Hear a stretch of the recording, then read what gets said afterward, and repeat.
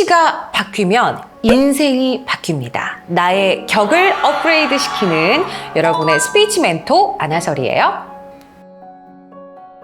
연말인데 네. 바쁘시다고. 그러니까 왜 오늘 꼭 유튜브를 찍자고 그러는 거야. 제가 지금 입술이 다 부르텄잖아요. 예. 저도 바빠가지고. 우리 기린이들도 이 연말에 너무 또 코로나19 상황에서 분주하게 다니지 마시고 그냥 집에서 편안하게 연말 보내시면서 체력 관리하시기 바랍니다. 오늘 또 뭐 때문에 좀 급하게 질문할 것들을 좀 들고 왔는데 네. 괜찮으실까요? 무엇이든 물어보세요. 스피치에 관한 모든 것들에 대해서 제가 답해드리겠습니다. 기린 톡톡.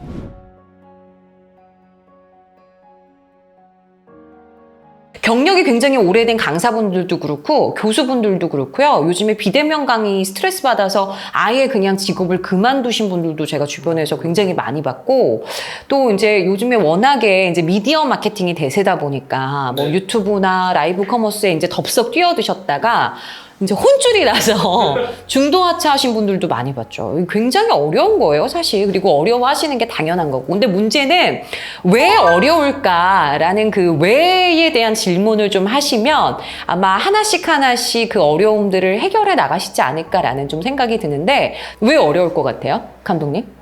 감독님도 유튜버의 꿈이 있으시잖아.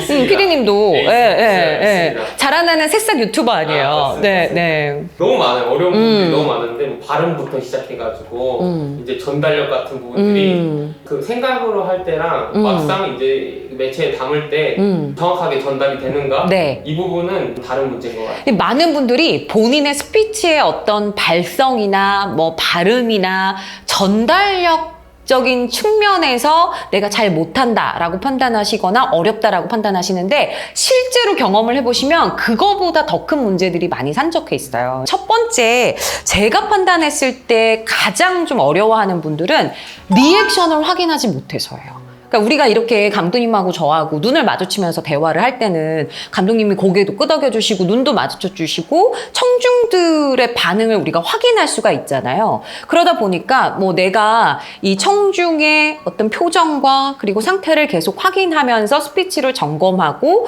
그때그때 유연하게 대응을 할 수 있지만, 일방적으로 미디어를 통해서 내 컨텐츠를 전달하는 스피치를 할 때는 리액션이 없고 청중의 반응을 확인할 수가 없으니까 그런 부분들이 굉장히 어렵죠. 물론 요즘에는 이제 뭐 쌍방향 소통을 하는 뭐 실시간 라이브라든가 뭐 댓글을 통해서 소통을 한다거나 아니면 줌을 통해서 한다고 해도 이 대면을 통해서 또 확인을 하는 거하고는 상당히 우리가 좀 다르잖아요.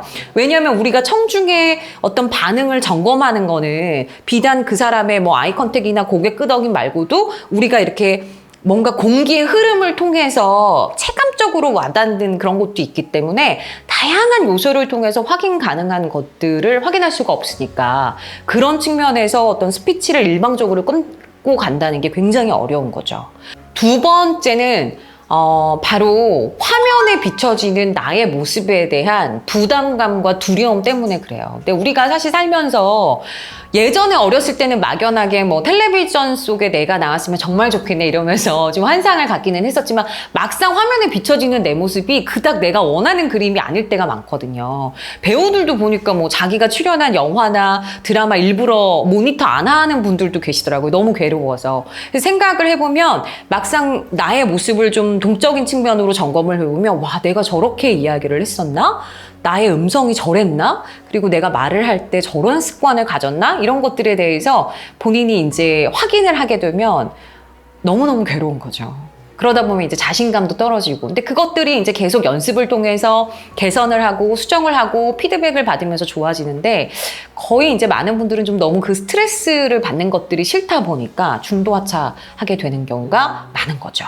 그리고 세 번째가, 아까도 제가 뭐 리액션이 없다라는 이야기를 했지만, 일단 우리가 어떤 일방적으로 좀 말하기를 하면, 감독님 어렸을 때 발표하는 거 좋아하셨어요? 요즘 친구들은 발표를 많이 하는데 네네. 굉장히 그 우리 어린 시절만 해도 좀 일방적으로 수업을 듣는 그죠. 거에 익숙해 있었잖아요. 그러니까 무언가를 바라보면서 내가 일방적으로 스피치를 하면 마치 발표하는 것 같은 기분이 들기 때문에 이 막연한 압박감과 이 부담감이 작용을 하는 거죠. 그리고 무언가를 내가 외워서 이야기를 그냥 편안하게 대화하듯이 하면 되는데 네. 좀 외워서 해야 한다, 발표하듯이 해야 한다 이런 부담을 갖기 때문에 의외로 이 매체를 통해서 하는 스피치, 즉 미디어 스피치에 대해서 굉장히 어려워들 하시는 것 같아요.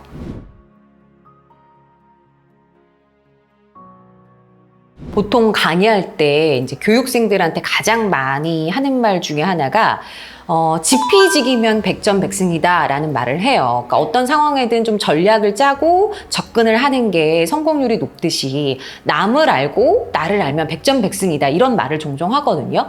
근데 이제 미디어 스피치, 즉 매체를 활용해서 스피치를 좀 어려워 하시는 분들에게 드리고 싶은 말은 지피지기보다 지기지피면 백전백승이다. 제가 좀 그런 이야기를 반대로 해드리고 싶더라고요. 다시 말하자면 나를 먼저 파악하셔야 돼요.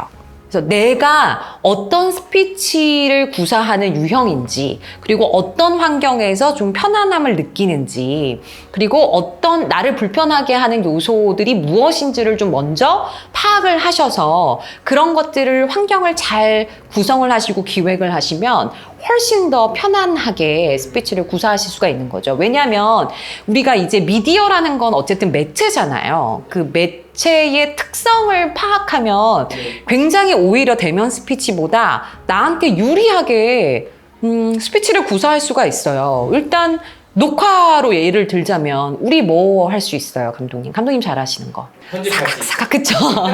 뭐 편집이라던가 네. 다양한 시각적인 효과라든가 네. 뭐 자막이라든가 여러 가지 그 편집을 활용해서 나의 좀 부족한 스피치를 어떻게 보면 보완할 수 있는 그런 장치들을 내가 잘 활용을 해도 좋고요. 만약에 내가 비디오적으로 좀 부담감이 있다면 뭐 음성적으로만 노출이 되게끔 하셔도 되고 네.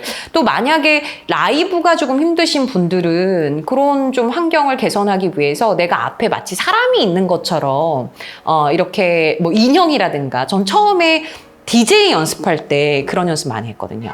이렇게 인형을 앞에 앉혀놓고, 왜냐면 허공에 대고 혼자 얘기하는 게 사실 굉장히 어색해요. 그래서 인형을 이렇게 갖다 놓고 그 인형이 청취자다 라고 생각을 하고 이렇게 대화하듯이 이야기를 하면서 좀 연습을 해간 적이 있었는데, 그런 부분들을 통해서 어떤 매체의 특성을 잘 파악하고 나의 성향을 파악한 다음에 좀 전략적으로 움직이시면 훨씬 더 좀 내가 두려워하는 것들을 극복할 수 있는데 도움이 되지 않을까라는 좀 생각이 들어요. 그래서 매체의 특성 활용, 또 나의 성향 파악 이런 것들이 좀 선제되면 좋지 않을까라는 좀 생각이 들어요.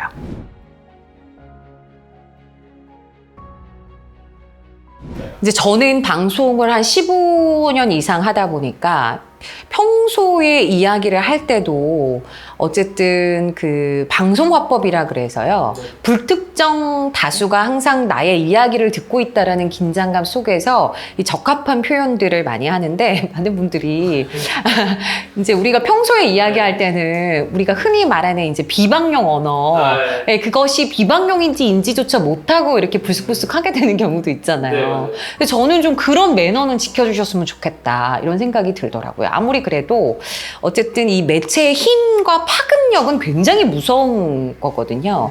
그래서 그런 것들을 생각을 하셔서 내가 표현하는 어휘에 있어서 좀 신중함을 기했으면 좋겠다. 다시 말하자면 표준어의 구사라든가 혹은 이 어휘가 비방용 언어로서 혹은 타인에게 좀 불편함을 줄 수 있는 그런 표현들은 아닌가, 이런 부분에 대해서 굉장히 좀 신중하게 생각하고 접근하셨으면 좋겠다라는 것이 저의 바람이기는 해요. 우리가 너무 쉽게 방송이라는 매체를 생각해서 너무 편하게 이야기를 하다 보면 늘 사고의 위험성이 있고, 또 내가 잘못 사용한 어휘가 누군가에게 또 잘못 전달되어졌을 때 그게 어떠한 방식으로 확장이 되어질지는 모르는 거잖아요. 그래서 저는 좀 이 미디어 스피치를 하시는 분들은 이런 부분들을 꼭 좀 기억을 하셨으면 좋겠다. 굉장히 신중하게 접근하셨으면 좋겠다라는 좀 생각이 들어요. 두 번째는 이 스피치라는 게 참 신기한 게 매체를 한번 거치는 순간 이 스피치가 좀 달라져요. 그래서 우리가 왜 배우 톤이 따로 있다 이런 이야기를 하잖아요. 브라운관을 통해서 배우들이 연기를 할 때 연기 톤이라는 게 따로 있어요. 너무 우리가 일상생활에서 이야기하듯이 내추럴하게 이야기를 하잖아요. 그러면 사실은 실생활에 가깝게 연기를 하는 것이 가장 브라운관을 통해서도 자연스러운 연기로 다가갈 것 같지만 실제로 그렇지 않아요. 그러니까 실제로 우리가 표현하는 것보다 훨씬 더 연극적으로, 훨씬 더 오버한다고 하죠. 그러니까 과하게 표현을 했을 때 그것이 브라운관을 한번 거치면 오히려 더 편안하게 다가오거든요. 스피치도 마찬가지예요. 우리가 대면을 통해서 스피치를 할 때 그냥 편안하게 대화하듯이 미디어를 통해서 하게 된다면 굉장히 좀 지루하거나 너무 처진다거나 잔잔하게 들릴 수 있기 때문에 우리가 평소에 스피치를 하는 것보다 어떤 어조가 이제 음에 높낮이잖아요. 어조의 변화를 조금 더 극대화시켜서 이야기를 한다거나 아니면 좀 감각적인 언어들을 표현할 때 그 어휘에 담긴 그 감각을 좀 음성에 담아내려고 과하게 표현하시면 훨씬 더 스피치가 매체를 한번 통과했을 때는 더 전달력 있게 다가갈 수 있는 거죠. 예를 들면 막 우리가 감독님하고 나하고 이렇게 만나서 얘기하는데 감독님 음식이 정말 맛있어요. 이렇게 오버해서까지는 얘기하지 않잖아요. 근데 예를 들어서 미디어 매체를 한번 통과할 때는 뭐 파랗다, 춥다, 맛있다, 빨갛다 이런 감각적인 좀 언어들을 표현할 때 그런 느낌을 좀 생생하게 살려주는 것이 매체를 한번 통과할 때는 훨씬 더 생생하게 스피치가 좀 전달될 수 있는 거죠. 그리고 뭐 편집을 해보셔서 아시다시피 우리가 뉴스 인터뷰만 봐도 5초마다 컷이 바뀌잖아요. 네. 그게 왜 그러냐면 우리가 이 매체의 특성을 제가 아까 꼭 확인을 하셔라라고 얘기를 한 것이 어떠한 매체로 나의 스피치를 시청자, 청취자, 고객 혹은 뭐 구독자 분들이 보느냐에 따라서 굉장히 좀 달라질 수 있거든요. 왜냐하면 스마트폰 같은 경우에는 굉장히 작은 매체이기 때문에 이 작은 프레임 안에서 어떤 긴 컨텐츠를 감당하기가 굉장히 지루할 수 있잖아요. 하물며 브라운관에서 인터뷰 3분짜리를 따도 5초마다 컷이 바뀌는데 그만큼 계속 어떤 화면의 변화를 줘야만 시청자들을 집중시킬 수 있게 마련이거든요. 근데 그렇지 못한 환경이다 보니까 지루함을 금방 느끼고 라이브 커머스 같은 경우에는 또 시청자들이나 어떤 고객들의 유입과 이탈이 굉장히 활발하게 빨리빨리 이루어지기 때문에 그들을 계속 나의 스피치에 집중시키고 계속 기다려주게 만들기 위해서는 다양한 좀 드라마틱한 변화를 줘야 하는데 그 줄 수 있는 한계가 어떻게 보면 나의 스피치 있잖아요. 보이스의 변화라든가 뭐 고개 상체 움직임 너무 막 몸을 많이 움직이면 부산스러우니까 고갯짓이라든가 표정이라든가 이런 것들을 통해서 컷 변화를 대신한 어떤 나만의 변화 이런 것들로 생동감을 전한다라고 보시면 좋을 것 같아요. 네, 오늘 기린 톡톡 아나설과 함께 우리 기린이들 미디어 스피치에 관한 이런저런 내용들을 함께 알아봤는데요. 즐거우셨는지 모르겠습니다. 여러분에게 앞으로도 도움이 될 만한 수많은 꿀팁들 많이 남겨놓고 있으니까요. 계속해서 기린 톡톡 채널 구독, 좋아요, 알림 설정까지 해주세요. 다음 시간에 만나요.